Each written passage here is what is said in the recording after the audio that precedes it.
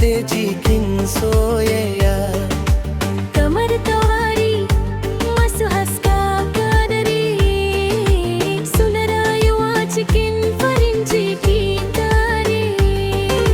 Zahra da Adam abin koyi ne na kauna, hakuri da aminci. Duk inda suka shiga tare,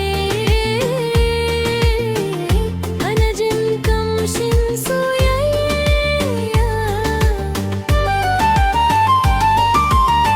Daren mai kalamai masu daɗi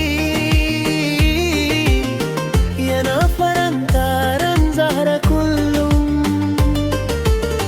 Zahra mai tausayi da hakuri, ta zama farin cikin rayuwarsa. Suna tafiya hannu cikin hannu, cikin bege da kyakkyawan buri. Ko da kalubale suka zo musu, soyayyarsu tana kara ƙarfi.